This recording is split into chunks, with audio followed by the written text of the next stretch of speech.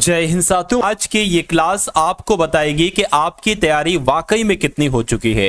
क्या आप SSC GD में सेलेक्ट होने के लायक हो या सेलेक्ट होने के लायक नहीं हो। आज की वीडियो आपको साथियों बता देगी, क्योंकि मैंने साथियों यहां पर आपका पूरा पेपर लूंगा। आपका आज पूरा टेस्ट होगा। क्या होगा साथियों, आज आपकी रियल परीक्षा होगी, मैं कह सकता हूं। अगर इसमें मैं जो आपको टारगेट दे रहा हूं, अगर आप वो टारगेट साथियों अचीव कर लेते, पास कर लेते हैं, तो मेरा मानना है कि आपको कोई दुनिया की ताकत नहीं हरा सकती एसएससी जीडी 2025 की परीक्षा में। सबसे पहले मैं आपके सामने साथियों लेकर आऊंगा हिंदी के पूरे साथियों 20 सवाल जैसे एग्जाम में आएंगे। और अगर आपको वाकई में जीत हासिल करना है, यानी कि अभी जो ये प्रैक्टिस सेट है उसमें साथियों आपको तकरीबन 12 से 13 स्कोर करना होगा हिंदी के सेक्शन में। उसके बाद साथियों जीएस के मैं कितने क्वेश्चंस लेकर आया हूं, पूरे 20 क्वेश्चंस लेकर आया हूं। जब उसको स्टार्ट करूंगा तो उसका टारगेट बताऊंगा कि कम से कम उसमें कितना आपको स्कोर करना चाहिए। उसके बाद रीजनिंग को देखूंगा और साथियों मैथ को देखूंगा। तो बहुत तेजी में क्लास होगी क्योंकि ये आपका टेस्ट है,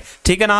तो पहला सवाल आपकी स्क्रीन पर है, कितना करना है आपको स्कोर, ध्यान रखिए 13-14 यानी कि 12 से 13 प्रश्न करना है हिंदी के इन 20 सवालों में से। तो विलोम पूछा जा रहा है साथियों, हस्व का विलोम क्या होता है मुझे बताइए। तो हस्व की अगर देखिए आपने हस्व स्वर सुना होगा, ठीक है ना, और हस्व स्वर का विलोम क्या हो जाएगा, दीर्घ हो जाएगा। यानी कि हस्व स्वर का विलोम दीर्घ स्वर होता है, यानी कि हस्व का विलोम क्या होता है साथियों, दीर्घ होता है। जैसे कि दीर्घ स्वर क्या हो जाएंगे, बड़ा आ, बड़ी ई, बड़ा ऊ, और हस्व स्वर क्या हो जाएंगे, छोटा आ, छोटी ई, छोटा ऊ। उसके बाद देखिए अगला सवाल है कि दिए गए शब्द का विलोम बताइए, यानी कि जागरण का विलोम क्या होता है बताइए। तो जागरण की अगर बात करें साथियों, जागरण का विलोम क्या हो जाएगा, निद्रा हो जाएगा। आंसर यहां पर जिनका ऑप्शन नंबर सी है, मैं कहूंगा बिल्कुल करेक्ट है। अगला सवाल है कि अंधकार का आपसे पूछा जा रहा है कि विलोम क्या होता है मुझे बताइए। देखिए अंधकार का मतलब क्या होता है, अंधेरा होता है, और अंधेरे का विलोम क्या हो जाएगा, उजाला हो जाएगा। तो क्या उजाला साथियों इसको कहेंगे, नहीं उजाला इसको कहेंगे, या सूर्योदय को कहेंगे, या प्रकाश को कहेंगे। देखिए अगर यहां पर साथियों अंधेरा लिखा होता,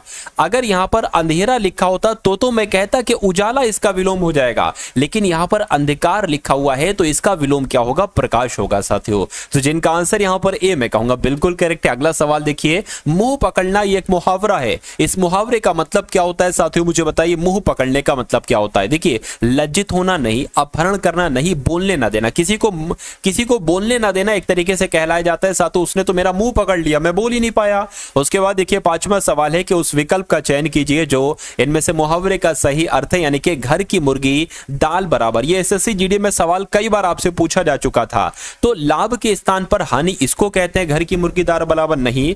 घर की वस्तु को महत्व देना इसको कहते हैं घर की मुर्गी दाल बराबर नहीं। घर की वस्तु को तुच्छ समझना यानी कि घर की वस्तु को छोटा समझना ही इसको कहा जाता है साथियों घर की मुर्गी दाल बराबर। तो जिन्होंने भी पहले सही आंसर दे चुका था ऑप्शन नंबर सी, मैं कहूंगा उनका आंसर बिल्कुल करेक्ट हो जाएगा। साथियों टारगेट आप लोग ध्यान रखिएगा, टारगेट बहुत जरूरी है, क्योंकि इस बार मैं आपको साथियों हर हालत में सेलेक्ट करके दिखाना चाहता हूं। यानी कि मैं देखना चाहता हूं साथियों हर एक गांव से, हर एक घर से एक एसएससी जीडी का साथियों सिलेक्शन होना ही होना चाहिए हर हालत में, क्योंकि आपको सबसे ज्यादा जरूरत है, आपको सबसे ज्यादा जरूरत है साथियों इस वैकेंसी में, इस वैकेंसी के एग्जाम को क्रैक करने की। तो मैं अपनी पूरी मेहनत लगा दूंगा, भले साथियों मेरी सांसें उखड़ जाए, कुछ हो जाए मुझे, लेकिन मैं आपको इस बार सिलेक्शन साथियों दिलाकर रहूंगा। चलिए तो चादर से बाहर पैर पसारना ये एक मुहावरा है, और इस मुहावरे का मतलब क्या होता है साथियों मुझे बताइए। ठंड के समय चादर ओढ़ना नहीं, व्यय से आय अधिक करना नहीं, बिना परिश्रम के पैसा कमाना नहीं,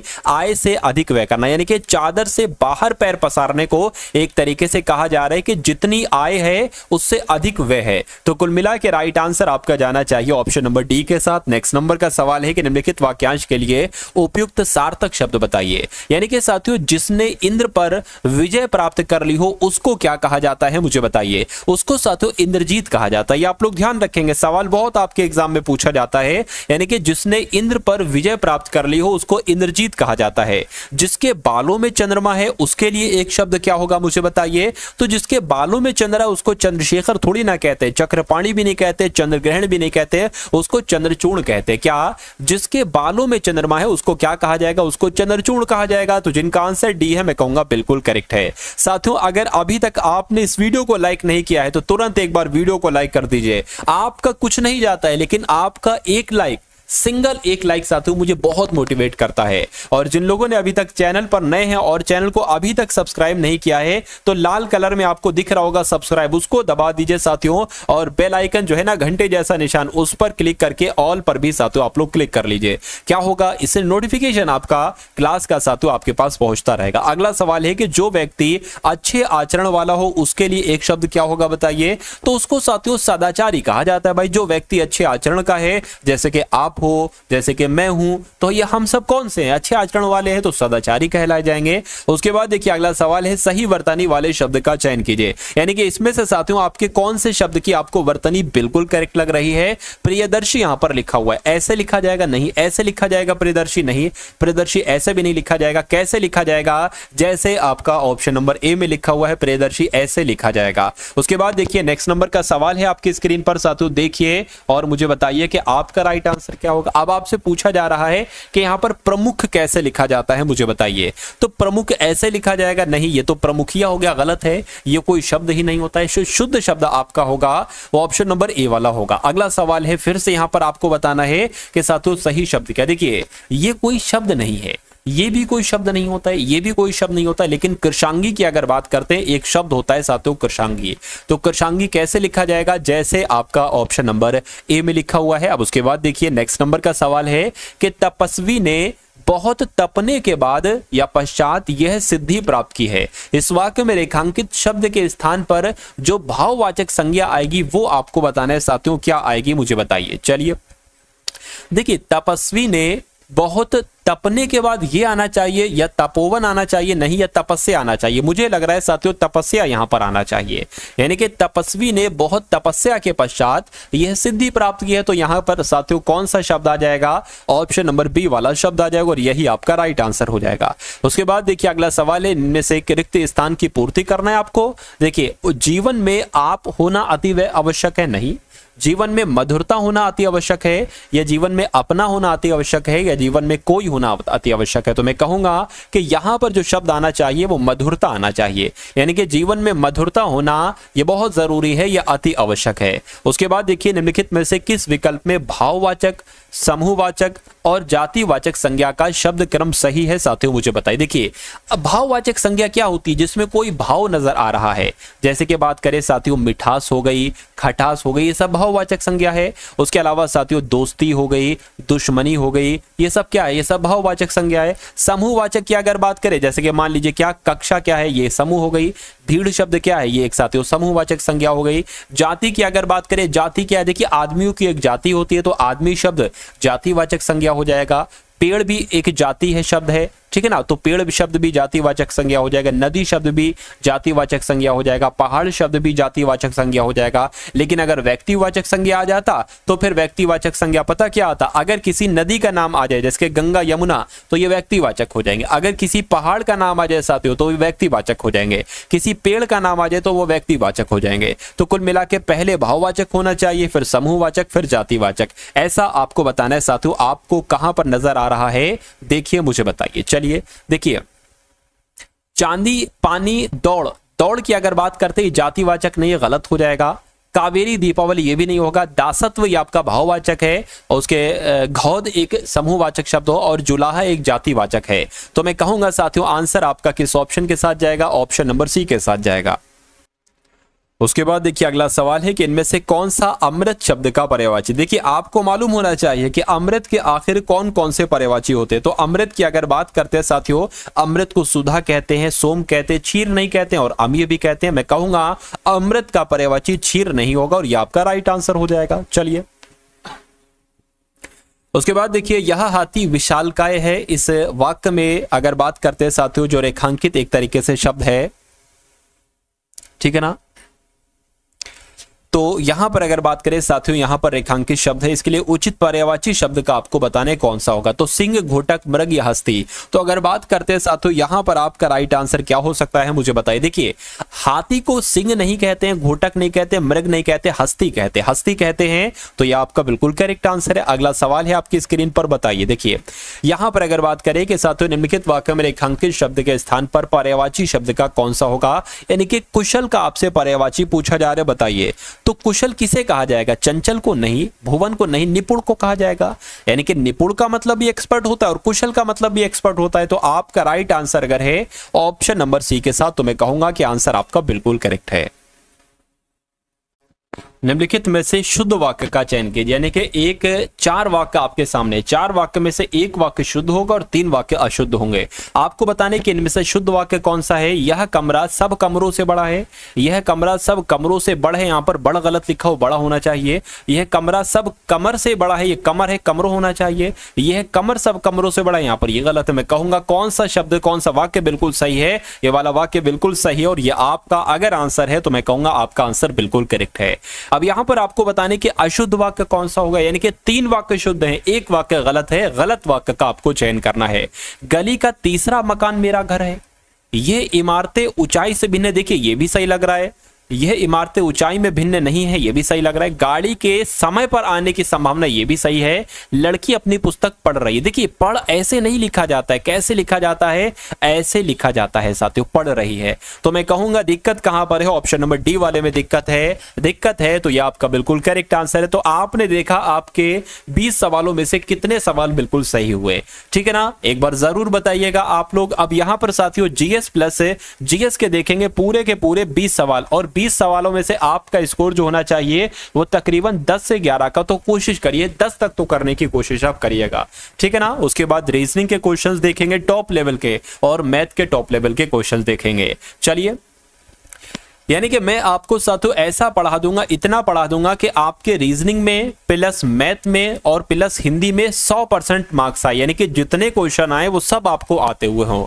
चलिए, आधुनिक अर्थशास्त्र का जनक किसे कहा जाता है? तो एडम स्मिथ। आप लोग ध्यान रखेंगे, कई बार सवाल पूछा जा चुका है कि आधुनिक अर्थशास्त्र के जनक किन्हें कहा जाता है? तो एडम स्मिथ जी को कहा जाता है। उसके बाद देखिए नेक्स्ट नंबर का सवाल है आपकी स्क्रीन पर साथियों, देखिए और मुझे बताइए आपका राइट आंसर क्या होगा कि भारत में सबसे बड़ा जो गोल गुंबज है ये किस राज्य में? यानी कि जो गोल गुंबज है ये कहां पर है? तो ये साथियों कर्नाटक में है। राइट आंसर यहां पर अगर आपका ऑप्शन नंबर बी है तो बिल्कुल करेक्ट है। फतेहपुर सीकरी किस राज्य में है? बताइए। फतेहपुर सीकरी उत्तर प्रदेश में है, मध्य प्रदेश में है, बिहार में है, राजस्थान में। तो अगर आपका जवाब उत्तर प्रदेश है तो बिल्कुल करेक्ट हो जाता है। रियाल किस देश की मुद्रा है? बताइए। रियाल की अगर बात करें साथियों, रियाल किस देश की मुद्रा है? देखिए और मुझे बताइए फटाफट आंसर क्या होगा।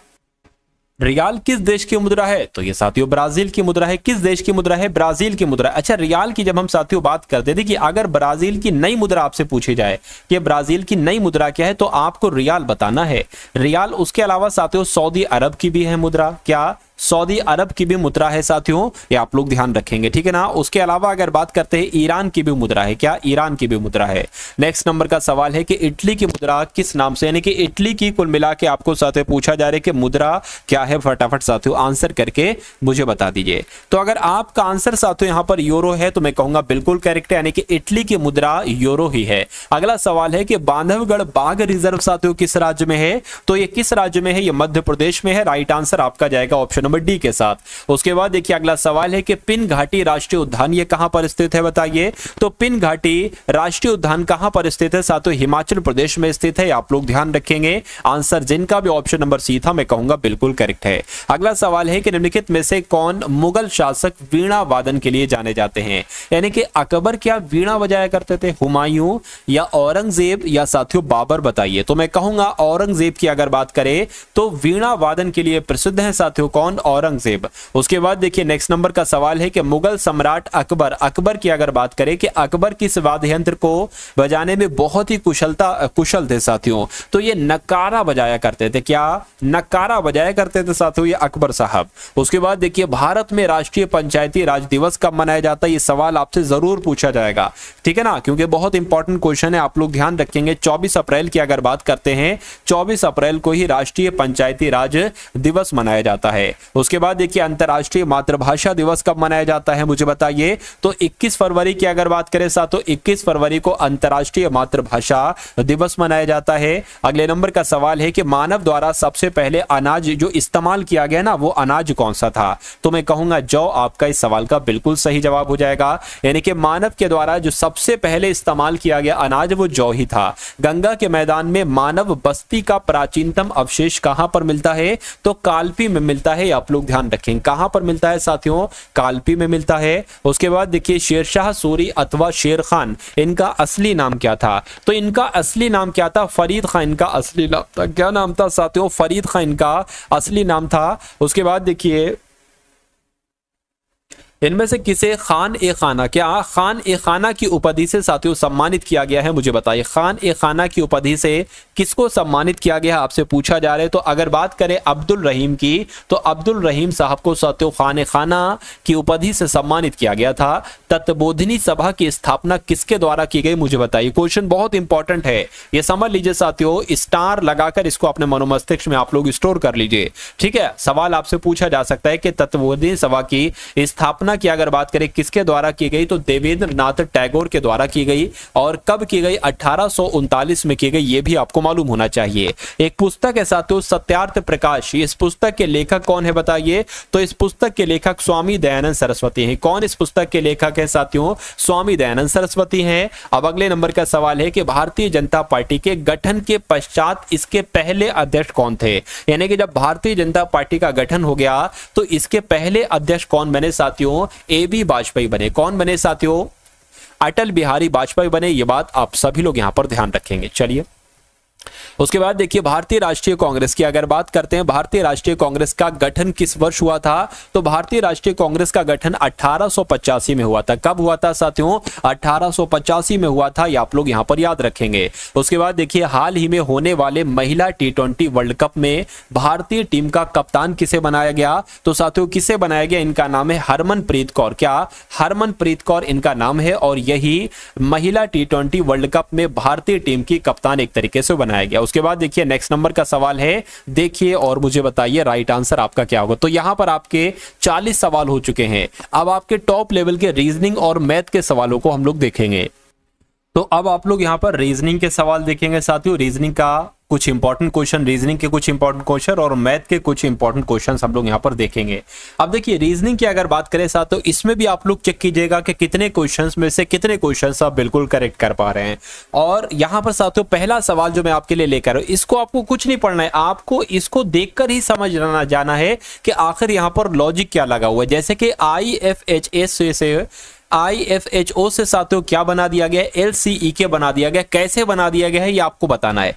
HIJK से KFGG बना दिया गया। कैसे बताना है आपको बताना है। तो आपको ये बताना है कि QLGK से यहां पर कौन से 4 लेटर आएंगे, बस इतनी सी बात आपको साथियों बताना है। देखिए अगर हम साथियों यहां पर कोशिश करें, हम क्या कोशिश करें कि साथियों आखिर ये बना कैसे है। जैसे कि मान लीजिए I होता है 9 पर, F होता है 6 पर, H होता है 8 पर, O होता है 15 पर, और इसकी अगर बात करें L 12 पर होता है, C 3 पर होता है, E 5 पर होता है, K 11 पर होता है। तो ये 9 से 12 हुआ है, 3 बढ़ा है। ये 6 से 3 हुआ है, 3 घटा, यानी कि पहले 3 बढ़ाया गया फिर 3 घटाया गया। उसके बाद 8 से यहां पर 5 हो गया, यानी कि फिर से साथियों 3 घटा दिया गया। ठीक है भाई साहब, फिर से 3 घटा दिया और 15 से 11 कर दिया। अब कितना घटा दिया? अब 4 घटा दिया। तो क्या यहां पर यही लॉजिक लगा है? देखिए जरा, H से K हुआ है, 3 बढ़ाया गया।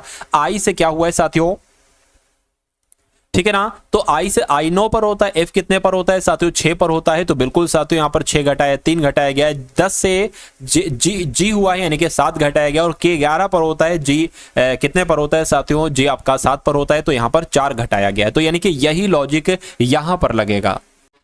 अब अगर इसकी बात करते हैं तो यहां पर भी हमें साथियों सबसे पहले 3 प्लस करना है, फिर 3 माइनस करना है, फिर 3 माइनस करना है, फिर 4 प्लस करना है। क्या करना है साथियों? कुछ नहीं इस सवाल में। देखिए अब अगर ये होता है साथियों 7 पर, ये होता है L 12 पर, G होता है 7 पर, K 11 पर होता है। 7 में अगर 3 प्लस करेंगे तो क्या आ जाएगा? 10 आ जाएगा। और 10 पर होता है साथियों क्या? एक सेकंड, यहां पर अगर साथियों क्या किया गया? 3 प्लस किया गया। तो इसमें सॉरी 3 प्लस करेंगे, 7 पर थोड़ी ना होता है, 17 पर होता है। अरे भाई ठीक है ना, ये Q 17 पर होता है, L 12 पर होता है, G 7 पर होता है, K 11 पर होता है। इसमें 3 प्लस करेंगे क्या आ जाएगा? 20 पर होता है T।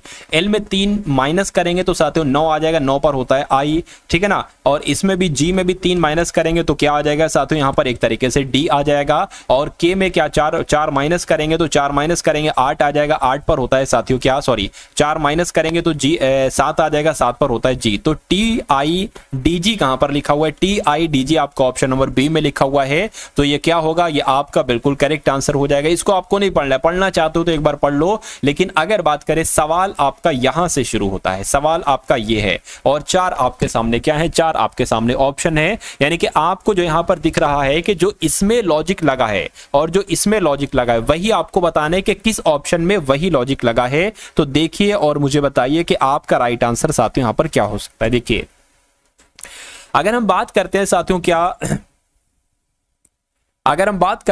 क्या, देखिए ये अगर बात करें 5 दुना कितना हो जाएगा, अगर हम 5 की गुणा 2 से करा दें तो 5 दुना 10 हो जाएगा, और अगर 9 की गुणा 2 से करा 9 दुना 18 हो जाएगा। यानी कि 5 दुना 10 प्लस 9 दुना 18, ये टोटल कितना हो गया, 28 हो गया। लेकिन ये 27 बना है तो इसमें से 1 घटा देंगे साथियों, 27 आ जाएगा। उसी प्रकार इसकी अगर बात करें 9 दुना 18, 15 दुना 30 हो जाएगा। यानी कि 9 दुना 18 हो गया, सॉरी यहां पर क्या 2 लिखेंगे, 9 दुना 18 हो गया प्लस 15 दुना कितना हो गया, 30 हो गया। तो ये मिलकर कितने हो जाएंगे, 48 हो जाएंगे। 1 माइनस कर दो 47 आ जाएगा, जो कि 47 ही लिखा हुआ है। अब आपको बताना है ऐसा कौन सा ऑप्शन है जिसमें यही लॉजिक लगा है। अगर हम बात करें 18 दुना 36, 18 दुना 36, 5 दुना 10, 5 दुना साथियों 10, ये टोटल मिलकर कितना हो जाएगा, 46 हो जाएगा। 1 घटाया गया है तो 1 घटाएंगे क्या साथियों, यहां पर 45 आया है, यहां पर 45 लिखा हुआ है, बिल्कुल साथियों। तो मैं कहूंगा जो लॉजिक यहां पर लगा है वही लॉजिक यहां पर लगा है और वही लॉजिक इस वाले ऑप्शन में लगा है।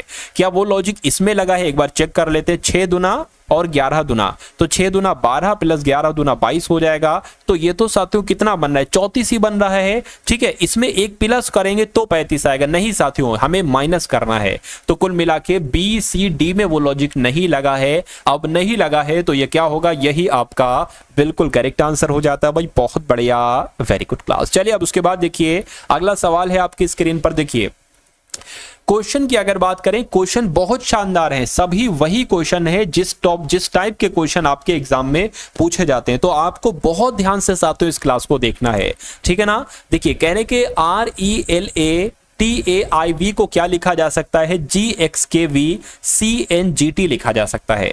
उसी प्रकार PHYSICAL को क्या लिखा जा सकता है, NCEKUAJR लिखा जा सकता है। तो आपसे पूछा जा रहा है कि KUANTITY को क्या लिखा जा सकता है। तो इतनी सी बात आपको साथियों बताना है।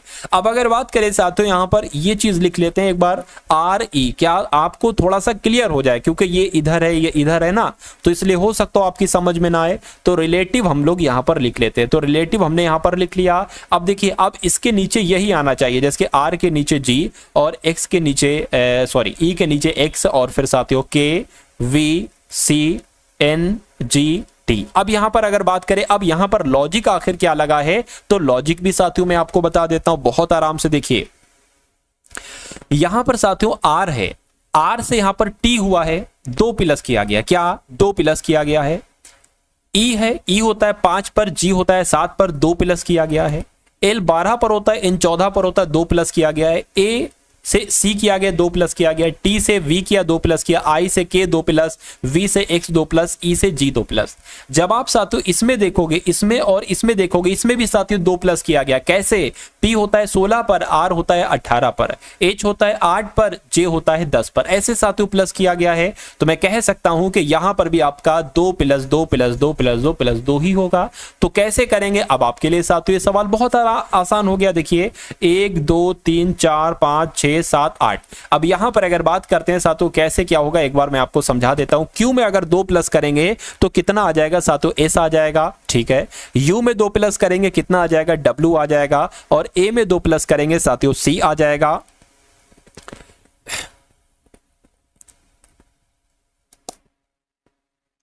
ठीक है ना। उसके बाद साथियों अगर बात करें N में 2 प्लस करेंगे तो P आ जाएगा। क्या आ जाएगा साथियों, यहां पर अगर बात करें P आ गया तो यहां पर P आ जाएगा। उसके बाद T में साथियों 2 प्लस करेंगे तो यहां पर V आ जाएगा। और फिर I से यहां पर K हो जाएगा, T से यहां पर V हो जाएगा, Y से यहां पर क्या हो जाएगा, Y के बाद देखिए आएगा आपका Z और Z के बाद आएगा A, तो यहां पर A आ जाएगा। अब आपको बताने कि ऐसा ऑप्शन कहां पर लिखा हुआ है, ऐसा ऑप्शन तो मुझे साथियों ऑप्शन नंबर A में नजर आ रहा है, AVKVPCWS। तो मैं कहूंगा जिनका भी आंसर पहले से ऑप्शन नंबर ए आ चुका था, मैं कहूंगा आपका आंसर बिल्कुल करेक्ट भाई, बहुत बढ़िया।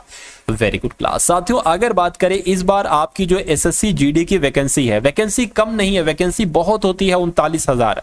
39,000 में आपको तो सिर्फ साथियों एक सीट चाहिए। तो मैं कहूंगा कि इस बार आप अपनी एक सीट को पक्का करने के लिए जिद्दोजहद करिए, यानी कि पूरी अपनी जान लगा दीजिए, क्योंकि ऊपर वाले ने आपको आपका शरीर क्यों दिया है, क्यों दिया है साथियों आपका शरीर। ऐसा थोड़ी ना कि आपका जन्म ऐसा ही हो गया, बेवजह आपका जन्म हो गया, नहीं साथियों, आपका जन्म हुआ है कुछ बनने के लिए, कुछ बड़ा काम करने के लिए जन्म हुआ है। और ये लाइफ किसी को भी अच्छी नहीं लगती कि वो जन्म पैदा हो और वो अपना नॉर्मल सा बिल्कुल साधारण सा जीवन बिताकर वो दुनिया से चला जाए। नहीं साथियों, अगर पैदा हुए हो, इस दुनिया में पैदा हुए हो, भारत में पैदा हुए हो, तो कुछ ऐसा काम करो कि अपने देश का नाम आप रोशन करके जाओ, ठीक है ना। और आपके जो परिवार वाले हैं उनकी भी एक तरीके से उनकी नजरों में आपकी क्या रिस्पेक्ट हो जाएगी, ये जॉब के बाद आपको पता चलेगा। अभी आपकी जो रिस्पेक्ट है, मेरा मानना है अच्छी रिस्पेक्ट होगी, लेकिन कुछ लोगों को परिवार वाले जो उनके एक तरीके से फैमिली वाले होते हैं, बैकग्राउंड में जो भी दूर के रिश्तेदार होते हैं, वो कुछ नहीं समझते हैं। लेकिन जब साथियों रोजगार एक मिल जाता है और एक सरकारी रोजगार, सरकारी नौकरी मिल जाती है और एक एसएससी जीडी की जो एक बहुत शानदार जॉब होती है वो मिल जाती है, तो साथियों उनका नजरिया चेंज हो जाता है, पूरी तरीके से उनका नजरिया चेंज हो जाता है। तो साथियों अगर आपको अपने लिए सबका नजरिया चेंज करना है तो आपको 39,000 में से एक सीट लेना ही लेना होगी। मैं आपके लिए पूरी कोशिश करूंगा, मैं इतना आपको पढ़ा दूंगा कि रीजनिंग का एक सिंगल कॉन्सेप्ट भी ऐसा ना हो जो आप कर ना पाओ। मैं आपको मैथ का हर एक सवाल पढ़ा दूंगा, मैं आपको हिंदी बहुत अच्छी करा दूंगा, मैं आपको सामान्य ज्ञान प्लस करंट अफेयर बहुत अच्छे से पढ़ा दूंगा, ठीक है ना। मैं आपको पूरा बलवान बनाकर भेजूंगा आपके रियल एग्जाम में, क्योंकि जो लग के तैयारी करता है, लग के मेहनत वही करता है, सिलेक्शन उसी का होता है। ये नहीं होना चाहिए कि एक क्लास देख ली, बाकी फिर 3 दिन के बाद तीसरी क्लास देख रहे हैं, उसके बाद 2-3 दिन की छुट्टी कर ली। नहीं साथियों, रेगुलर क्लास में आपको दे रहा हूं तो आप रेगुलर उनको वॉच किया करिए, ठीक है ना। खैर, अब इस सवाल की अगर बात करते हैं तो इस टाइप का एक कॉन्सेप्ट आपसे जरूर पूछा जाता है। अब यहां पर अगर बात करें साथियों, देख लेंगे सी जो होता है वो 3 पर होता है, ओ 15 पर होता है, एम 13 पर होता है, बी 2 पर होता है, जी 7 पर होता है, आई 9 पर होता है, यू 21 पर होता है, आर 18 पर होता है, के 11 पर होता है, सी 3 पर होता है, सी 3 पर होता है, एच 8 पर होता है, ओ 15 पर, डब्ल्यू 23 पर, के 11 पर आपका हो जाएगा और ये आपका 24 पर हो जाएगा। इतनी बात आपको समझ में आ गई। अब देखिए, हम पता ये नंबर क्यों लिख लेते, क्योंकि इंसान नहीं एक बार समझ पाएगा कि भैया एम से जो है वो यू हुआ है तो वो कैसे यू हुआ है, कितना बड़ा है। लेकिन नंबरिंग आप बचपन से इत्तेफाक रखते हो उनसे, तो आप नंबरिंग में जो लॉजिक लगा ना वो बहुत आराम से आप पहचान जाओगे। चलिए अब यहां पर बात करें साथियों, 3 से यहां पर क्या हो गया, 7 हो गया, यानी कि यहां पर 4 बड़ा है, ठीक है। 15 से 9 हुआ है, कितना घटा है साथियों, मैं कहूंगा -6 हुआ है। 13 से साथियों 21 हुआ है, 13 से 21 हो गया, ये तो भाई कितना 8 बढ़ा दिया गया, 8 बढ़ा दिया गया। 2 से यहां पर 18 हो गया, भाई ये तो कितना बढ़ा दिया गया, ठीक है। अच्छा, या तो माइनस कर लो, माइनस भी हो जाएगा, माइनस करोगे तो ज्यादा नजदीक पड़ेगा। क्यों, अभी हमें पता नहीं, प्लस करना है, प्लस करेंगे 16 प्लस होगा, माइनस करेंगे तो 10 प्लस होगा शायद, हाँ 10 प्लस होगा। अब यहां पर एक बार देख लो साथियों क्या हो रहा है, देखिए 8 से 18 हुआ, 18 से 8 हुआ, यानी कि 10 माइनस हुआ है। यहां पर भी 10 माइनस हुआ है, ठीक है ना। बी फिर जेड फिर ए, सॉरी बी फिर ए फिर जेड, ऐसे 10 माइनस हुआ है। यहां पर भी 10 माइनस हुआ है और यहां पर भी साथियों कितना माइनस हुआ है, एक तरीके से एच है ना, तो 8 इधर का निकाल दिया, 8 इधर का निकाल दिया और साथियों की उधर 2 निकाल दिया। बिल्कुल साथियों 10 माइनस हुआ है, तो मैं कहूंगा जो लॉजिक यानी कि +4 -6 +8 जो लॉजिक यहां लगा है वही लॉजिक यहां पर लगेगा। तो 15 में साथियों 4 जोड़ दो, आपका क्या आ जाएगा साथियों, 19 आ जाएगा, 19 पर एस होता है, ठीक है। 23 में 6 घटा दो, कितना आ जाएगा 17, 17 पर साथियों क्यू होता है। 11 यानी कि के में साथियों 8 जोड़ दो, क्या अगर इसमें 8 जोड़ेंगे, ठीक है ना, इसमें 8 जोड़ेंगे तो क्या आ जाएगा साथियों, यहां पर एस आ जाएगा, ठीक है। अब अगर बात करते हैं साथियों, यहां पर एक्स है, ठीक है ना, एक्स है साथियों। अब इसमें से 10 घटेगा, अब जब साथियों 10 घटे तो 14 आ जाएगा, तो 14 पर एन होता है। मैं कहूंगा ये मैंने क्या लिख दिया, ये तो साथियों 17 पर क्यू लिखना चाहिए। तो एस क्यू एस एन कहां पर लिखा हुआ है, S Q S N, S Q S N आपका ऑप्शन नंबर सी में लिखा हुआ है। तो ये क्या होगा, ये आपका बिल्कुल करेक्ट आंसर हो जाता है भाई, बहुत बढ़िया, वेरी गुड क्लास। फिर से मैं आपको देख रहा हूं, कह रहा हूं कि इसको आपको कुछ नहीं ऊपर वाले को पढ़ना है, पढ़ना चाहते तो एक बार पढ़ लें, कोई दिक्कत भी नहीं है। लेकिन मैं आपको बता देता हूं साथियों कि यहां पर जो लॉजिक लगा है, क्या यहां पर जो लॉजिक लगा है, वही लॉजिक यहां पर लगा है। आपको बताने के ऑप्शन में वही लॉजिक जो लगा है वो किस ऑप्शन में लगा है, बस इतनी सी बात आपसे पूछी जा रही है। देखिए अगर हम इसको यहां पर लिख ले थोड़ा बड़ा बड़ा, 3, 26 और 8, देखिए अगर हम बात करें साथियों, देखिए ये संख्या जो है ना ये इसके क्यूब के आसपास है। अरे भाई 3 का क्यूब 27 होता, 1 घटा दिया 26 आ गई। 3 का स्क्वायर 9 होता, 1 घटा दिया 8 आ गई। उसी प्रकार 7 का क्यूब होता है 343, 1 घटा दिया गया 242 आ गई। अब यहां पर 20 है साथियों। अब इसका लॉजिक क्या बनेगा, तो इसका लॉजिक थोड़ा सा हो सकता हो क्या बन जाए साथियों, यहां पर हो सकता हो साथियों अलग बना दिया गया है, ठीक है ना। तो उसके साथ ये भी हो सकता है, देखिए ऐसा भी हो सकता है जैसे कि मैंने यहां पर 3 का क्यूब किया वो तो सही किया, लेकिन यहां पर 3 का स्क्वायर नहीं करना चाहिए। 3 की गुणा 3 से करेंगे तो 9 आ जाएगा, 1 घटा दिया। अब यहां पर भी फिर हम 7 की गुणा 3 से करेंगे। अरे भाई 3 का क्यूब तो किया वो तो सही है, 1 घटाया। 3 का क्यूब इसको 3 का क्या करेंगे, सॉरी 7 का की गुणा 3 से करेंगे तो 21 आएगा, 1 घटा दिया 20 आ गया। तो अब आपको इतनी सी बात देखना है कि यहां पर क्या वो लॉजिक लगा है। देखिए जरा 2 की गुणा साथियों क्या करेंगे, सॉरी 2 का क्यूब करेंगे, 2 का क्यूब करेंगे साथियों 8 आ जाएगा, 1 घटा दिया 9 आ गया, बिल्कुल सही, इतना तो सही हुआ है। लेकिन अब यहां पर 2 की गुणा 3 से करेंगे तो यहां पर क्या आना चाहिए साथियों, 6 माइनस 1 बल्कि साथियों 5 आना चाहिए, ठीक है ना। और 5 ही तो है। अब आप यहां पर जरा देखिए, इसको हमने 3 का क्यूब किया था और 1 माइनस किया था, लेकिन यहां पर क्या है साथियों, यहां पर 1 प्लस हुआ है। 2 का क्यूब 1 माइनस होना चाहिए ना, तो फिर 7 होना चाहिए, 9 क्यों लिखा है, इसलिए यहां पर ये ऑप्शन साथियों नहीं हो सकता। इसकी अगर बात करें साथियों, देखिए अब इसको ऐसा करो, इसको चेक कर लो, यहां पर क्या होगा 5 दूना 10 क्या होगा साथियों, अगर बात करें 3 से कराना है ना सबकी गुणा, 3 से कराना है तो 3 की कराइए, ठीक है। 5 3 15 और 1 माइनस किया 14, तो आपका बिल्कुल सही आ गया। लेकिन अब इसका स्क्वायर करके 1 माइनस करिए तो 124 आना चाहिए, इसलिए ये भी हमारा आंसर नहीं होगा। इसकी अगर बात करें साथियों, गुणा 3 से कराइए, 1 घटा दीजिए, 6 3 18 17, ये तो सही है। लेकिन साथियों अगर बात करें 6 का स्क्वायर 216, हमें 1 माइनस भी तो करना है, तो यहां पर तो 215 आना चाहिए, 16 ये भी गलत है। इसकी अगर बात करें साथियों, 4 का क्यूब होता है 64, 1 घटा दिया गया, सही है।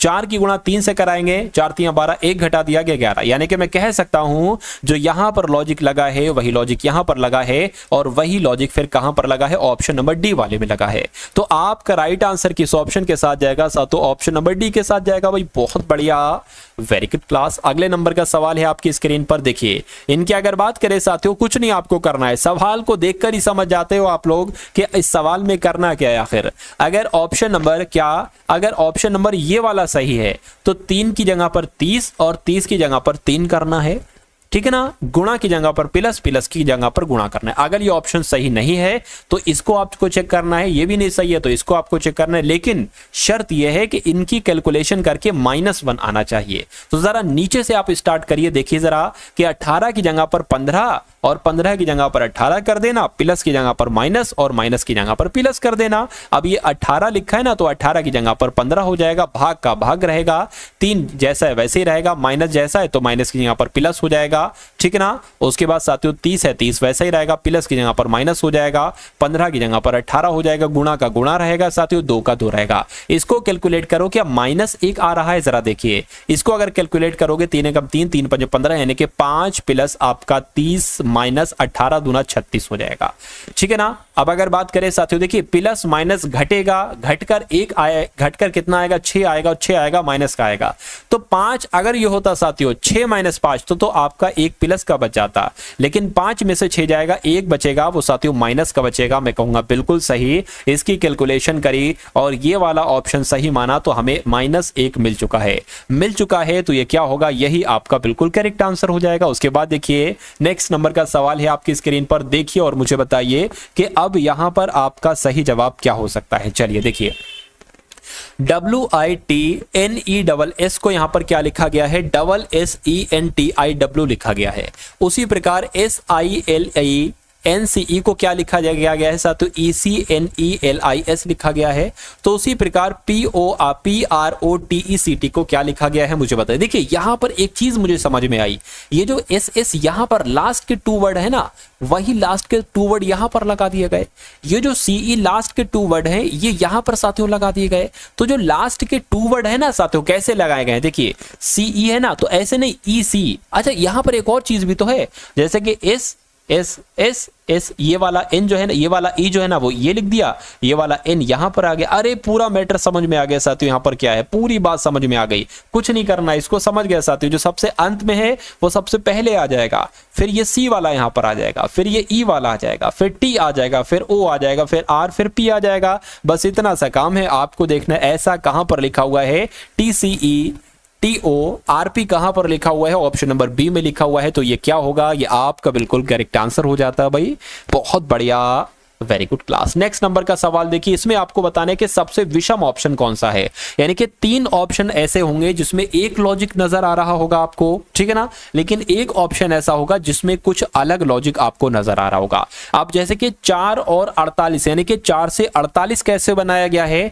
6 से 180 कैसे बनाया गया है, 8 से 448 कैसे बनाया गया है, 9 से 639 कैसे बनाया गया है। तो अगर ऑप्शन नंबर ए वाले की हम बात करें, देखिए यहां पर 4 लिखा हुआ है, 4 का क्यूब क्या होता है साथियों, 4 का क्यूब होता है 64 और 4 का स्क्वायर क्या होता है 16। जब इनको घटाओगे तो कि मेरे हिसाब से 48 आ रहा है यहां पर, ठीक है ना। उसी प्रकार अगर बात करते हैं 6 का स्क्वायर क्या होता है साथियों, 6 का क्यूब क्या होता है 216 होता है और 6 का स्क्वायर क्या होता है साथियों 36 होता है। तो इनको घटाओगे साथियों कितना आपका आ जाएगा, 180 आ जाएगा, यानी कि जो यहां पर लॉजिक लगा वही लॉजिक यहां पर। अब इसको देखिए 8 का स्क्वायर, 8 का क्यूब क्या हो जाएगा साथियों, 8 का क्यूब तो 512 होता है, 512 में से 8 का स्क्वायर घटाएंगे तो 64 आएगा, इनको घटाओगे 12 में से 4 तो साथियों 8 जाएगा और फिर यहां पर 4 और यहां पर 4, यानी कि 448 आ गए। यहां पर भी वही जो लॉजिक लगा है, क्या यहां पर भी वही लॉजिक लगा है साथियों, देख लीजिए 9 का क्यूब क्या हो जाएगा 729 हो जाएगा, 9 का स्क्वायर 81 हो जाएगा, इनको घटाइए साथियों यहां पर 8 बचेगा और यहां पर अगर बात करें साथियों कितना बचेगा 64 आ जाएगा, 64। तो यहां पर तो साथियों 648 आया नहीं, मैं कहूंगा यहां पर बिल्कुल अलग लॉजिक लगा है, अलग लॉजिक लगा है, तो ये आपका सबसे अलग हो जाएगा, सबसे विषम हो जाएगा, तो यही आपका बिल्कुल करेक्ट आंसर हो जाएगा। उसके बाद देखिए साथियों कथन निष्कर्ष वाला आपके सामने सवाल है और इस सवाल को आपको देखना है और राइट आंसर आपको बताना है कि क्या होगा। देखिए बहुत अच्छा लगता है कथन निष्कर्ष वाले सवाल को करने में, 2 कथन है 2 निष्कर्ष है, कथन के अकॉर्डिंग आपको बताने के कौन सा निष्कर्ष सही है कौन सा निष्कर्ष गलत है। देखिए कह रहे हैं कि कुछ बी ए हैं, मान लेते हैं साथियों ये पूरे क्या है, ये पूरे बी हैं, और कह रहे हैं कि कुछ बी मान लेते हैं साथियों इतने बी क्या हो जाएंगे, इतने बी क्या हो गए, इतने बी ए हो गए, ठीक है। उसके बाद कह रहे हैं कि कोई सी बी नहीं, मान लीजिए साथियों ये क्या हो गए, ये सी हो गए, कह रहे हैं कि कोई भी सी जो है ना ये बी नहीं है, तो कोई भी सी बी नहीं होगा, बी के लिए क्या बना दिया हमने कट बना दिया कि भैया कोई जो है ना सी ये बी नहीं हो सकता। अब निष्कर्ष को पढ़िए, कह रहे हैं कि कोई सी ए नहीं है, कह रहे हैं कि कोई सी क्या ए नहीं है, ऐसी जानकारी हमें नहीं है, यानी कि कथन में हमें कोई ऐसी जानकारी नहीं दी गई है कि कोई सी ए है या कोई सी ए नहीं है। और कोई जब जानकारी नहीं दी जाती है, क्या जानकारी जब हमें कोई नहीं दी जाती है और वो निष्कर्ष में आ जाता है तो हम उसको गलत मानते हैं, तो ये आपका गलत हो जाएगा। अब इसको पढ़िए, कह रहे कि कोई बी सी नहीं है, कोई बी सी नहीं है, ये जानकारी हमें दी गई है, कहा गया है कि कोई सी बी नहीं है। जब कोई सी बी नहीं है तो कोई बी सी कैसे हो सकता है, तो ये आपका सही हो जाएगा, यानी कि दूसरा वाला आपका सही है। और ऐसा कहां पर लिखा हुआ है, ऐसा आपका ऑप्शन नंबर बी में लिखा हुआ है, तो ये आपका क्या होगा, ये आपका बिल्कुल करेक्ट आंसर। ये तो भाई रिपीट क्वेश्चन हो गया, खैर कोई दिक्कत नहीं है। उसके बाद देखिए अगले नंबर का सवाल है आपकी स्क्रीन पर, देखिए और मुझे बताइए कि आपका राइट आंसर यहां पर क्या होगा। देखिए अब यहां पर अगर बात करें साथियों, इस सवाल की अगर बात करें कैसे क्या होगा, यहां पर है अभिभावक, स्नातक, क्रिकेटर। इसमें आपको बताने के कौन सा आरेख आपका बनेगा, नीचे आरेख आपके दिए गए थे। अब देखिए मान लीजिए ये क्रिकेटर हैं और कुछ क्रिकेटर हो सकता हो स्नातक हो, स्नातक कर रहे हो, कुछ हो सकता हो स्नातक पास किए हो, और कुछ क्रिकेटर हो सकता हो अभिभावक भी हो, और कुछ अभिभावक हो सकता है साथों स्नातक भी हो, और कुछ क्रिकेटर स्नातक भी हो सकते। तो कुल मिला के ये ऐसा आरेख कौन से ऑप्शन में बना है, ऐसा तो साथों ऑप्शन नंबर बी में बना है, तो ये आपका क्या होगा, यही आपका बिल्कुल करेक्ट आंसर हो जाता है भाई, बहुत बढ़िया, वेरी गुड क्लास। अब फिर से साथियों कथन आपके सामने आ गया और 2 निष्कर्ष नीचे आपके सामने आ गए, 2 हैं, अच्छा 3 है, इस बार 3 कथन है भाई साहब, बहुत बढ़िया, चलिए कोई दिक्कत नहीं है। अगर हम बात करते हैं साथियों यहां पर देखिए बहुत ध्यान से देखेंगे आप लोग, कुछ डेस्क ट्रे हैं, तो मान लीजिए साथियों ये आपके क्या हो जाएंगे, ये आपके डेस्क हो जाएंगे, कहने के कुछ डेस्क ट्रे हैं, तो मान लेते इतनी डेस्क क्या हो गई साथियों, इतनी डेस्क जो है ना वो ट्रे हो गई, ठीक है, कुछ डेस्क ट्रे हो गई। कहने के कुछ ट्रे प्लेटें हैं, कुछ ट्रे की अगर बात करें साथियों, कुछ ट्रे आपकी क्या हो गई साथियों, कुछ ट्रे आपकी क्या हो गई, कुछ ट्रे प्लेटें हो गई। तो कुछ ट्रे आपकी क्या हो गई साथियों, प्लेटें हो गई। ठीक है, आप कह रहे हैं कि कुछ प्लेटें डेस्क हैं, यानी जो ये जो कुछ प्लेटें हैं ना, ये कुछ डेस्क भी हैं। तो इसको हमको ऐसे नहीं बनाना चाहिए साथियों, कैसे बनाना चाहिए हम बता देते हैं। क्योंकि कुछ जो आपकी कुछ प्लेटें जो है ना, वो एक तरीके से ट्रे भी हैं और डेस्क भी हैं। तो ऐसे बनेगा भाई सब प्लेटें, ऐसे बनेगा प्लेटें। ठीक है, अब निष्कर्ष को देख लीजिए साथियों, कौन सा निष्कर्ष सही है कौन सा गलत है। अब आपको सिर्फ इसमें साथियों देखना है। देखिए, कहने के सभी डेस्क प्लेटें हैं। अरे भैया सभी डेस्क प्लेटें कैसे हैं? अगर ये होता कि कुछ डेस्क प्लेटें हैं तो हम सही मान लेते, लेकिन अभी गलत हो जाएगा। सभी प्लेटें डेस्क हैं, सभी प्लेटें डेस्क कहाँ है भाई? सभी प्लेटें थोड़ी ना, इतनी प्लेटें सिर्फ डेस्क हैं, तो ये भी गलत हो जाएगा।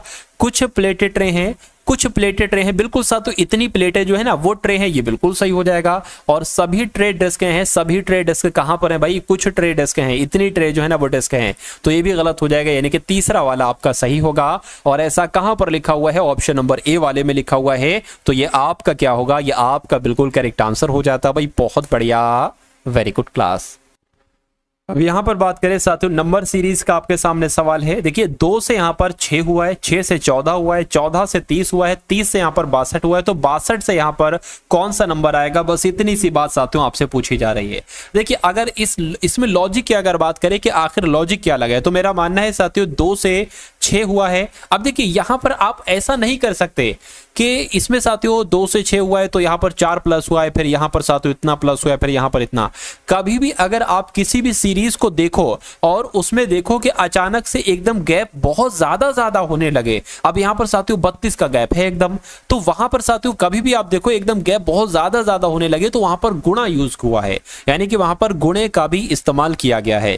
ठीक है ना? तो अगर हम बात करें साथियों इसकी, हम गुणा साथियों किससे कर दे? 2 से कर दे, और यहां पर 2 जोड़ दे तो हमें 6 मिल जाएगा। उसी प्रकार इसकी साथियों हम गुणा 2 से कर दें और साथियों 2 जोड़ दे तो हमें 14 मिल जाएगा। उसी प्रकार 14 दुना 28 प्लस 2 कितना हो जाएगा? 30 हो जाएगा। और 30 दुना साथियों कितना? 60, और प्लस 2 जोड़ दे तो 62 हो जाएगा। यहां से मैं पहचाना कि भाई ये तो 30 का डबल है और 2 जोड़ा गया इसमें, तो यहीं से ये लॉजिक निकल कर आया। फिर मैंने यहां से शुरुआत की, गुणा 2 प्लस 2, गुणा 2 प्लस 2। तो मैं कहूंगा जब हम इसकी गुणा 2 से करेंगे तो साथियों 4 और 6 दुना 12 आ जाएगा, इसमें 2 जोड़ेंगे तो 126 आ जाएगा। 126 कौन से ऑप्शन में है? ऑप्शन नंबर बी वाले में है। तो ये आपका बिल्कुल करेक्ट आंसर हो जाता है। अब उसके बाद देखिए नेक्स्ट नंबर का सवाल है, आप लोग देखिए साथियों इस वीडियो को आप लोग एंड तक देखिएगा, क्योंकि इस वीडियो की अगर बात करें रीजनिंग के आपके टॉप लेवल के क्वेश्चंस पहुंच रहे हैं, आपके मनोमस्तिष्क में वो कॉन्सेप्ट साथियों पहुंच रहे हैं जो इस वक्त आपके मनोमस्तिष्क में ऑलरेडी होना चाहिए।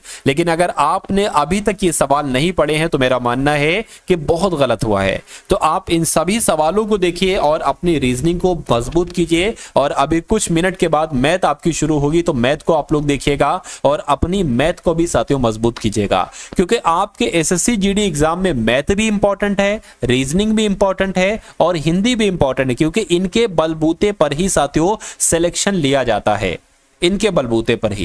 क्योंकि आपकी अगर बात करें जीएस में क्या साथियों, कोई 20/20 कर सकता है? मैं कहूंगा नहीं कर सकता है, कोई भी नहीं कर सकता है जितना पढ़ाई कर ले। लेकिन आप इसमें 20/20 कर सकते हो, इसमें कर सकते हो, इसमें कर सकते हो। इसलिए आपको सबसे ज्यादा पकड़ इन पर ही आपको बनाना है। अरे भाई इसमें आपका मैं इतना करवा दूंगा कि 14 से 15 क्वेश्चन, आपकी इतनी तैयारी करवा दूंगा कि 14 से 15 प्रश्न आप बिल्कुल सही तरीके से अपने रियल एग्जाम में करके आ जाओ। ठीक है ना? खैर अब अगला सवाल है साथियों, ALBUMS को क्या लिखा जाता है? UMWBNA लिखा जाता है, इतनी सी बात है। चलिए उसके बाद कह रहे हैं साथियों क्लेवर को क्या लिखा जाएगा? इतनी से बात आपसे पूछी जा रही है। अब देखिए क्या लॉजिक है, अभी मुझे लॉजिक यहां पर नहीं पता है कि आखिर लॉजिक यहां पर क्या लगा हुआ है, लेकिन कोई दिक्कत नहीं साथियों, निकालेंगे कि आखिर लॉजिक क्या लगा हुआ है। देखिए ए से ये यू हुआ, ये तो भाई 20 बढ़ा दिया एकदम।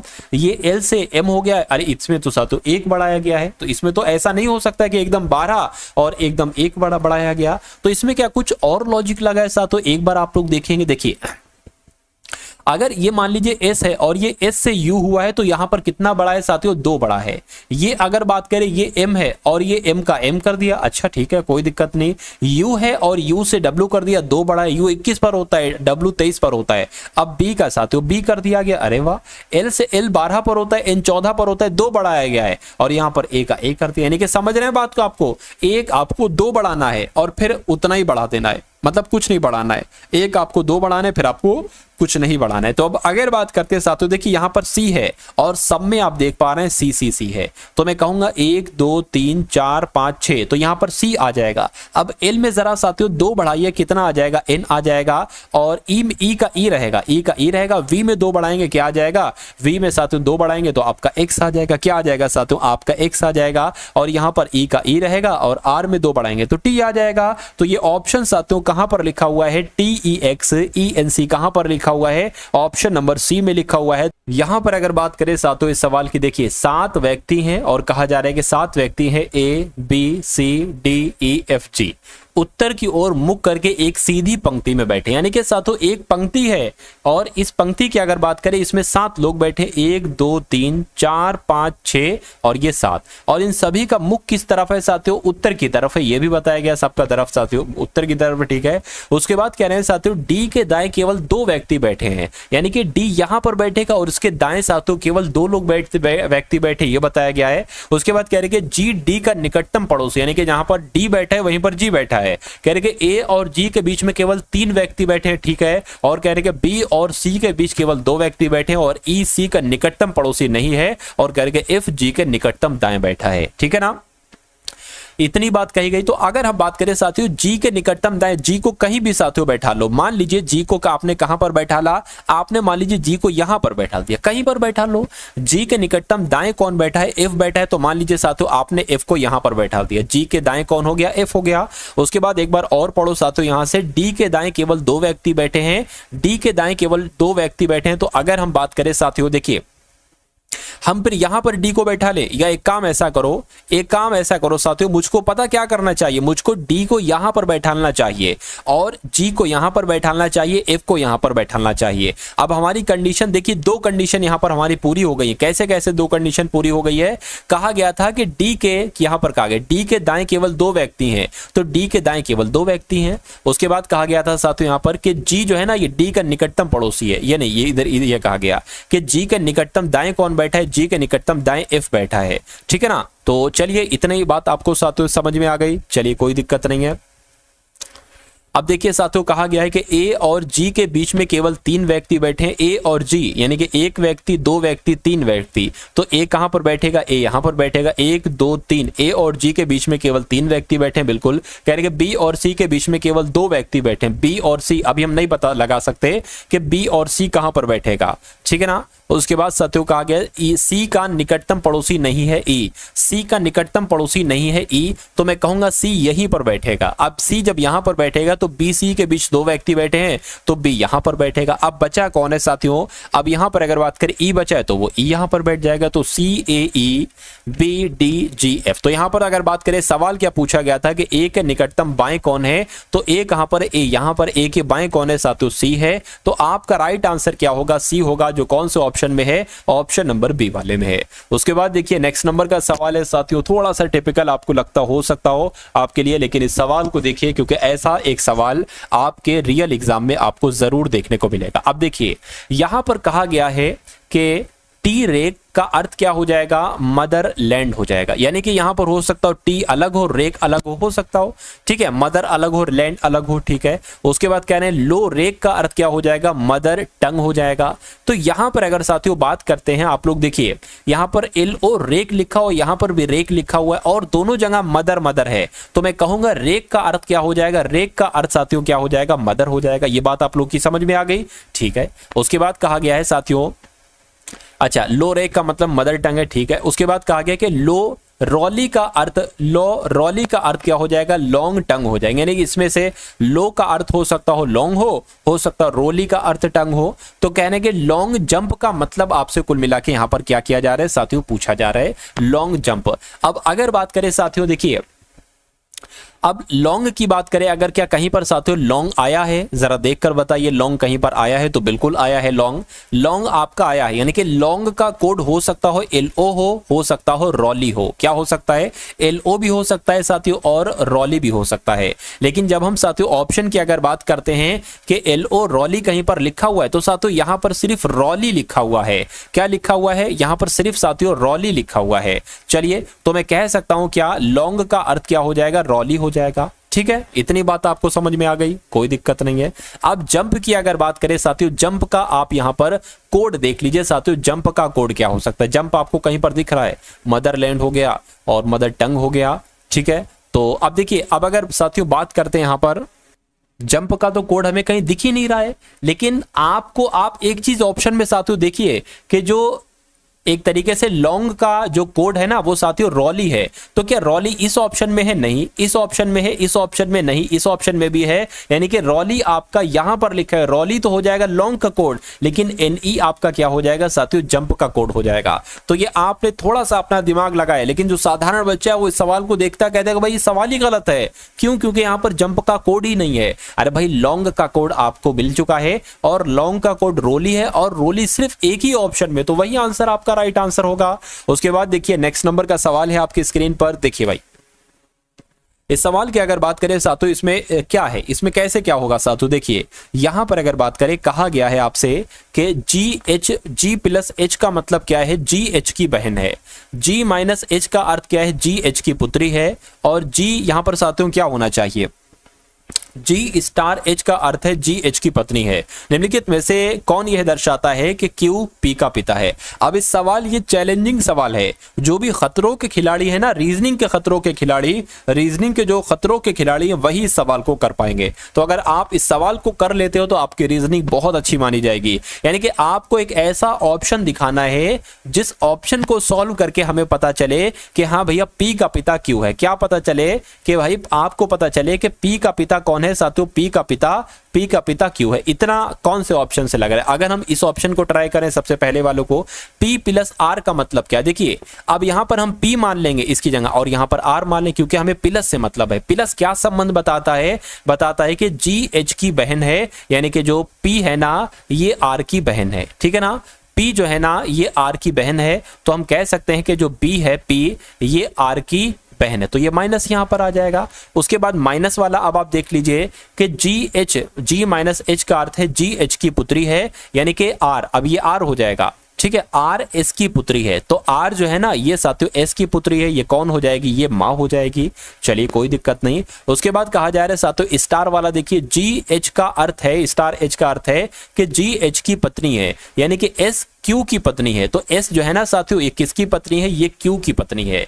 तो अब अगर बात करें, अब देखिए Q और S पति पत्नी है, इनके दो बच्चे हैं, एक तो P है और एक R है, यानी कि मैं कह सकता हूं P का पिता Q है। यहां पर आपको साफ साफ दिख रहा है P का पिता Q है, यानी कि पहला वाला ऑप्शन से आपका ये प्रूव हो जाएगा कि हाँ भाई ये वाला बिल्कुल सही है, क्योंकि ये हमें ये बता रहा है कि P का पिता Q है या Q P का पिता है। तो मैं कहूंगा आंसर जिनका भी ऑप्शन नंबर A है बिल्कुल करेक्ट है भाई, बहुत बढ़िया, वेरी गुड क्लास। अगले नंबर का साथियों सवाल है, देखिए और मुझे बताइए कि आपका राइट आंसर क्या हो सकता है। अच्छा क्वेश्चन है, भले आपकी समझ में ना या दिक्कत आपको करे, लेकिन सवाल आपका, सवाल में कोई दिक्कत नहीं, सवाल बहुत जानदार है। देखिए अना फिला गला रिजा। अब हंसिएगा मतलब आप लोग, क्योंकि ये थोड़ा सा अलग लैंग्वेज है। अना फिला गला रिजा, इसका मतलब बताया गया है राज वियर्स व्हाइट शर्ट, राज सफेद शर्ट पहने। फिला रिजा होल, इसका मतलब क्या है? शर्ट इज व्हाइट, यानी कि हो सकता हो फिला का अर्थ शर्ट हो सकता हो रिजा का अर्थ शर्ट हो। उसके बाद कहा गया है कि रिजा FGG जाल गला, इसका मतलब है राज हैज ब्लू शर्ट। तो आपसे पूछा जा रहा है कि राज के लिए कूट, यानी कि राज के लिए किसका इस्तेमाल किया गया। अब आपको यह देखना है साथियों कि आखिर राज कहां कहां पर आया है। तो अब अगर बात करें, राज यहां पर आया है, ठीक है ना। राज हो सकता हो राज का कोड आना हो, फिला हो, गला हो, रिजा हो, ठीक है। चलिए, और राज और कहां पर आया है जरा देखिए साथियों। ये राज की अगर बात करें, एक तो राज ये हो गया साथियों, ये वाला राज हो गया, और राज कहां पर आया, और राज की अगर बात करें साथियों यहां पर आया है, यानी कि मैं कहूंगा राज का कोड इसमें से और इसमें से, क्या इसमें और इसमें, ये एक ही लाइन है। अब इसमें से सेम वर्ड की अगर बात करें साथियों, आपको क्या यहां पर नजर आ रहा है मुझे बताइए। देखिए अना, अना यहां पर है, नहीं है। फिला, फिला यहां पर है, फिला भी नहीं है। गला, गला यहां पर है और रिजा भी है। अब दिक्कत यह है साथियों, रिजा भी यहां पर है, ठीक है ना। यहां पर साथियों एक तरीके से अगर बात करें, रिजा भी है, ठीक है, और गला भी है। यानी कि गला और रिजा में से कोई एक आंसर होगा, गला और रिजा में से, गला और रिजा में से। चौथा ऑप्शन कहा गया, चौथा ऑप्शन गायब हो गया, ठीक है। तो यहां पर एक ऑप्शन है गला, तो मैं कहूंगा गला का मतलब क्या हो जाएगा साथियों, राज हो जाएगा, ठीक है। अब आप एक और तरीके से आप साथियों वो पहचान लगा सकते हैं। देखिए इसमें शर्ट लिखा हुआ है, ठीक है, और कहीं शर्ट लिखा हुआ है, देखिए शर्ट यहां है, यानी कि शर्ट का कोड क्या हो जाएगा, शर्ट का कोड इसमें साथियों एक तरीके से क्या हो जाएगा,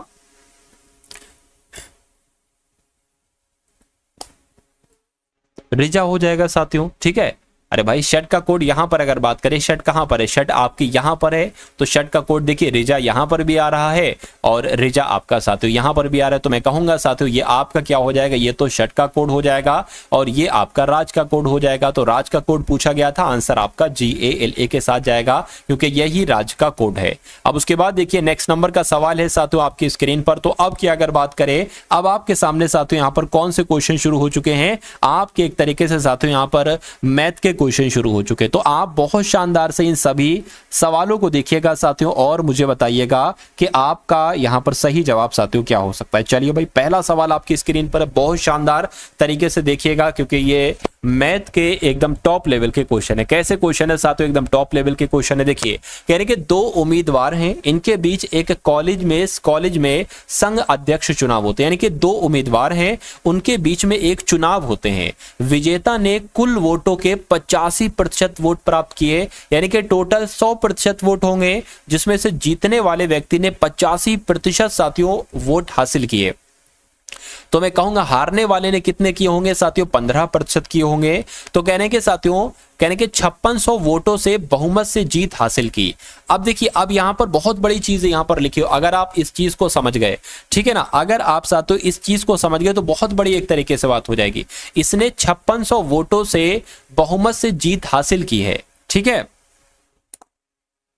अगर आपने इस लाइन को अच्छे से देख लिया तो आपकी सवाल बहुत अच्छे समझ में आ जाए। कहा गया है कि उसने 5600 वोटों से बहुमत जीत हासिल की है। तो अगर साथियों हम ये मान लीजिए जो विजयी वाला है, क्या विजयी उम्मीदवार और साथियों अगर बात करें माइनस हारने वाला उम्मीदवार, तो यही तो साथियों 5600 है। क्या यही तो 5600, यानी कि उसने 5600 से जीत हासिल की है। तो विजयी वाले को साथियों 85% मिले और हारने वाले को 15% मिले, बराबर क्या हो जाएगा, 5600 हो जाएगा। इन दोनों का डिफरेंस साथियों कितना आ जाएगा, 70% आ जाएगा। 70% की वैल्यू कितनी आ जाएगी, 5600 आ जाएगी। यहां पर कहा गया हारने वाले उम्मीदवार को कितने प्रतिशत, कितने वोट मिले, तो भैया उसको 15% वोट मिले, यानी कि 70% की वैल्यू यहां पर 5600 आ रही है। तो 15% की वैल्यू क्या आएगी, 15% की साथियों वैल्यू क्या आएगी, बटे 70 आ जाएगा। यहां पर साथियों क्या आ जाएगा, आपका 15 आ जाएगा। इस जीरो से ये जीरो कैंसिल हो जाएगा, 7 7 49, 7 8 आपका 56, जीरो लग जाएगा। 15 8 120 हो जाएंगे, जीरो लग जाएंगे। यानी कि मैं कहूंगा हारने वाले उम्मीदवार को कितने वोट मिले, 1200 वोट मिले। यह आपका बिल्कुल करेक्ट आंसर हो जाएगा, हारने वाले उम्मीदवार को 1200 वोट मिले। चलिए भाई उसके बाद देखिए नेक्स्ट नंबर का सवाल है आपकी स्क्रीन पर। देखिए ये तो क्वेश्चन साथियों रिपीट हो गया। एक व्यक्ति सख्त आहार का पालन करता है और एक महीने में अपना भार 80 किलोग्राम से 72 किलोग्राम कम कर लेता है। व्यक्ति का भार घटाने का प्रतिशत क्या है, यानी कि आपसे ये पूछा जा रहा है कि 80 किलोग्राम व्यक्ति का वजन था और 72 किलोग्राम हो गया, यानी कि 8 किलोग्राम उसका वजन घटा। तो अगर आपसे ये पूछा जाता कि व्यक्ति का वजन कितना घटा, तो 8 किलोग्राम घटा, लेकिन आपसे पूछा जा रहा है कि व्यक्ति का जितना वजन घटा है उसको प्रतिशत में बदलिए। तो 8 को प्रतिशत में बदलना है, प्रतिशत में बदलने के लिए इसकी गुणा 100 से कराना पड़ेगी और नीचे देखना है साथियों कितना 8 घटा है ना, तो 8 किससे घटा है, 72 से थोड़ी ना 8 घटा है, 80 से ही तो 8 घटा है, तो नीचे 80 आ जाएगा, यानी कि जीरो से जीरो कैंसिल हो जाएगा और यहां पर आपका 10% आ जाएगा। तो 10% आपका क्या होगा साथियों, 10% आपका बिल्कुल करेक्ट आंसर हो जाएगा।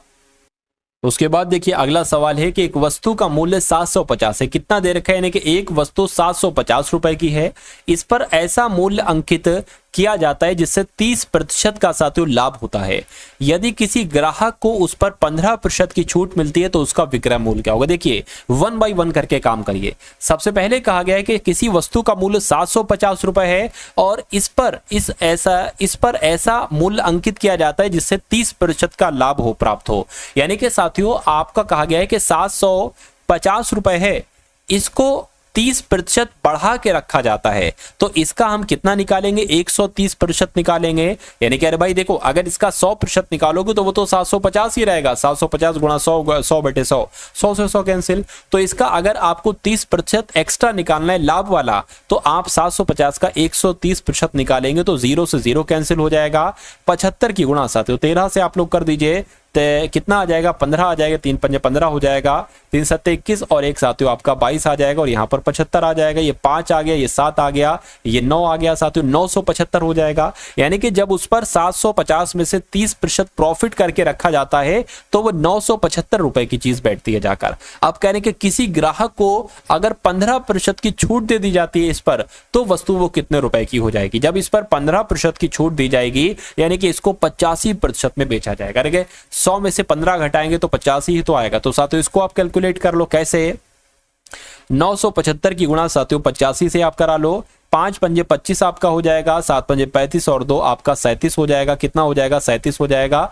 ठीक है, 9 पंजे 45 और 3 आपका 48 हो जाएगा। इसको अगर करें 8 पंजे 40 हो जाएगा, 7 अट्ठे 56 और 0 60 हो जाएगा। ठीक है, 64 8 72 73 74 75 76 70 78 हो गया। यानी कि यहाँ पर आपका क्या आ गया, 78 आ गया। अब इसको जोड़ लीजिए कि 5 आ गया, 7 आ गया, 8 आ गया और ये 12 आ गया। ये साथियों आपका यानी कि कितना आ गया, 82,875 आपका आ गया। अब पता आपको क्या करना है। अब देखिए ये 100 है, यानी कि अगर बात करें 82,875 बटे 100, अब नीचे 2 जीरो है, 2 जीरो के बाद साथियों 2 नंबर के बाद पॉइंट लग जाएगा, यानी कि ये आपका आंसर हो जाएगा। और ऐसा कहां पर लिखा हुआ है, 828.75 ऑप्शन नंबर बी में लिखा हुआ है। तो बी में लिखा हुआ है तो ये क्या होगा साथियों, यही आपका राइट आंसर हो जाएगा। अगला सवाल देखिए साथियों कि प्रवाह की ओर नाव की गति और प्रवाह के विपरीत नाव की गति कितनी। यानी कि प्रवाह की ओर जो नाव की गति है, प्रवाह की ओर जो नाव की गति है वो 16 किलोमीटर प्रति घंटा है और प्रवाह के विपरीत जो नाव की गति है वो 12 किलोमीटर प्रति घंटा है। तो प्रवाह की गति आपसे साथियों यहां पर पूछी जा रही है। क्या पूछी जा रही है, प्रवाह की गति। यानी कि मान लीजिए साथियों ये नदी है और ये पानी है, यानी कि एक नाव चलती है, धारा भी इधर जा रही है और नाव भी इधर जा रही है, तो चाल कितनी बताई जा रही है, 16 किलोमीटर प्रति घंटा बताई जा रही है। लेकिन साथियों अगर बात करें धारा इधर आ रही है और नाव इधर जा रही है तो चाल कितनी बताई गई, 12 किलोमीटर प्रति घंटा बताई गई है। तो प्रवाह की गति आपसे यहां पर पूछी जा रही है। तो आप इसका एक सूत्र होता है, तरीका होता है कि प्रवाह की गति अगर आपसे पूछी जाए, ठीक है ना, तो आपको साथियों क्या करना है, आपको क्या करना है, देखिए 1/2 और यहां पर क्या कर देंगे, प्रवाह की ओर नाव की गति यानी कि जो धारा के साथ नाव जाती है उसकी चाल माइनस धारा के विपरीत जो चाल जाती है साथियों वो, यानी कि इसको घटा देंगे तो यहां पर क्या आ जाएगा, 4 आ जाएगा, 1/2 आ जाएगा। ठीक है, और 4 2 एकम 2 2 दूना 4 यानी कि 2 किलोमीटर प्रति घंटा ये क्या हो जाएगा साथियों, ये आपका प्रवाह की गति हो जाएगी और 2 आपका बिल्कुल करेक्ट आंसर हो जाएगा। भाई बहुत बढ़िया, वेरी गुड क्लास। चलिए साथियों उसके बाद देखिए नेक्स्ट नंबर का सवाल है आपकी स्क्रीन पर। कहने के कौशिक ने 160 रुपए का एक खिलौना खरीदा और इसे 180 रुपए में बेच दिया, उसको कितने रुपए का प्रॉफिट हुआ। तो भाई साफ साफ दिख रहा है 20 रुपए का प्रॉफिट हुआ। लेकिन यहां पर कहने के इस लाभ को प्रतिशत में बदलो, तो जब भी किसी नंबर को प्रतिशत में बदलते हैं तो उसकी गुणा 100 से कराते हैं, 100 से गुणा करा लिया और नीचे क्या पर नंबर लिखते हैं पता, ये देखिए 20 बड़ा है। 20 किससे बड़ा है, 180 से थोड़ी ना बड़ा, 160 से बड़ा है, तो यहां पर नीचे 160 करेंगे। बस इसको आपको कैलकुलेट कराना है। इस 0 से 0 कैंसिल, 2 एकम 2 2 चौक 2 अट्ठे 16 हो जाएगा, यानी कि 100/8 हो गया। 2 से कट करेंगे 2 चौक 8, यहां पर 50 आ जाएगा। 2 से कट करेंगे 2 आ जाएगा, यहां पर 25 आ जाएगा। अब इसको अगर कट करेंगे देखिए साथियों 12.5 है क्योंकि 25 का था, 12.5 था। कैसे मैं आपको बता देता हूं, 2 एकम 2 2 एकम 2 5 है ना, 2 दूना 4 हो जाएगा। एक बचा इसमें से, पॉइंट लगा, 0 बढ़ा लिए, 2 पंजे 10 हो जाएगा, यानी कि 12.5% प्रॉफिट होगा। आंसर जिनका भी ऑप्शन नंबर सी है, मैं कहूंगा आंसर आपका बिल्कुल करेक्ट। भाई बहुत बढ़िया, वेरी गुड क्लास। अब उसके बाद देखिए अगले नंबर का सवाल है, कह रहे कि एक कंप्यूटर को 30,875 रुपए में, साथियों क्या 875 रुपए में बेचने पर एक दुकानदार को 5% की हानि होती है। यानी कि जब 5% की हानि हो रही है, यानी कि इसका मतलब है उस वस्तु को 95% में बेचा जा रहा है, और यहां पर कह रहे हैं कि 30,875 में बेचा जा रहा है, यानी कि 95% की वैल्यू है 30,875। चलिए उसके बाद कह रहे हैं कि उसे अगर 7% के लाभ पर बेचना हो तो उसको कितने रुपए में बेचेंगे। अरे भाई 95% की वैल्यू 30,875 है, आपको 107% की वैल्यू निकालना है। देखिए ये हो जाएगी आपकी 1% की वैल्यू, अगर बटे में इसके 95 आ जाता है, ये 1% की वैल्यू। आपको 7% लाभ यानी कि 107% की वैल्यू निकालना है, तो साथियों 107 से इसको क्या कर दो, गुणा कर दो। इतना सा काम आपको जो है ना वो साथियों करना है बस। अब देखिए इसको कैलकुलेट करा लीजिए, 5 एकम 5, 5 नीम आपका 45 हो जाएगा, 5 छंग आपका 30 हो जाएगा, 5 एकम 5, 5 सत्ते आपका 35 हो जाएगा, 5 25 हो जाएगा। इतनी बात साथियों आपको समझ में आ गई। चलिए अब आपको सिर्फ इसको कैलकुलेट करना है, बस आंसर जो है ना वो आपके सामने आ जाएगी। देखिए 19 से अगर कट करें डायरेक्ट, 19 से कम 19 तियां कितने हो जाएंगे साथियों, 19 तियां आपके 57 हो जाएंगे, तो 19 तियां 57 हो गए। इसमें से कितना बचेगा, 4 जाएगा, ये आपका 47 हो जाएगा। 19 दुना कितने हो जाएंगे साथियों, 19 दुना आपके 38 हो जाएंगे। इसमें कितना बचेगा, 9 बचेगा, 95 हो जाएंगे, और 19 पंजे कितना हो जाएगा आपका 95 हो जाएगा। तो यहाँ पर आपका बचा है 325, और ये क्या बचा है 107 बचा, यानी कि इसकी गुणा अब आपको 107 से कराना है। तो अगर हम साथियों 325 की गुणा 107 से करा दें तो क्या आ जाएगा साथियों, 34,775 आ जाएगा। और 34,775 कहां पर लिखा हुआ है, ऑप्शन नंबर डी में लिखा हुआ है। तो जिन लोगों का भी आंसर पहले से ही 34,775 आ चुका है, मैं कहूंगा उन सभी का आंसर यहां पर बिल्कुल करेक्ट हो जाता है भाई। बहुत बढ़िया, वेरी गुड क्लास। तो ये क्लास आपको कैसी लगी एक बार कमेंट सेक्शन में आप लोग जरूर बताएंगे, इस क्लास के बारे में बताएंगे, वीडियो को लाइक करेंगे।